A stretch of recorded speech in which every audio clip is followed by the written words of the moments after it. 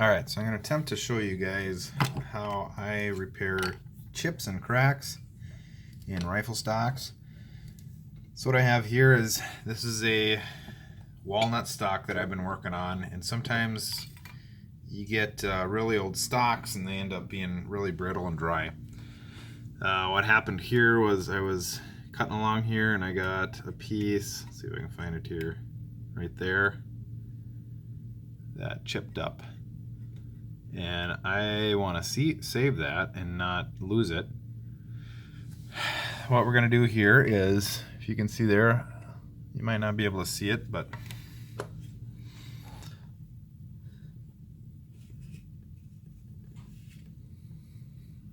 there, right there. I pried up just a little tiny bit on it, just to open it up just a little bit.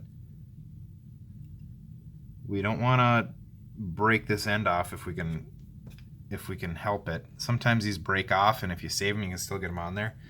The easiest way I've found to get these back together is just super glue. So what I'm going to do here is I'm just going to put the very end of this blade, load some super glue on it, get up in underneath there, kind of let it wick up in there. That's there, it's kind of sitting on there. It's in there good. I'm going to wipe off the excess here. And the key to gluing any of this stuff here is, so I'm going to use a clamp like this, just a little clamp.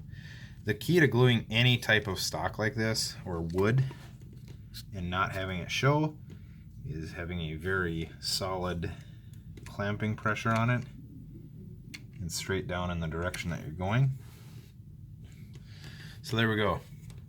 So I have that thing clamped down there, and it's not a very big piece, but when you're going to finish this thing and you're sanding it, the amount of material I have to sand to get rid of that dent is going to look goofy.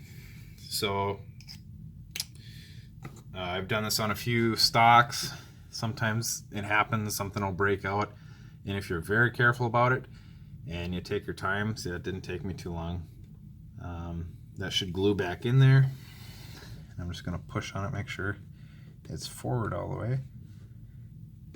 And I have yet to finish sand this stock yet, but it should work out pretty well to where you won't even see that. Again, the key to making this all seamless is, if the piece that broke out, if you can save that and get it back in there and clamp it down as tight as you can without marring the surface finish, that's going to give you the best results. Otherwise, you're in for a whole nother ball game and trying to fit a little piece in there.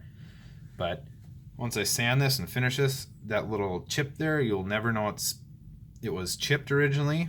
That super glue will hold very tight and it won't let go. And then it'll save yourself from working all that extra trying to sand that chunk out of there. So I'll let this dry for 20-30 minutes. It's probably dry in 5 minutes, but I'll just leave it clamped on there, make sure it's good and tight, and it's all dried up, and it should be good to go. So it's just a quick little how-to on repairing chips in a stock. You can even do it on finished stocks. It works pretty good. You just got to be sure to clean up the surface finish so you don't have super glue everywhere. All right, there you go. Hope that helped you out. I can't talk tonight, but I'll see you guys later. Thanks for watching.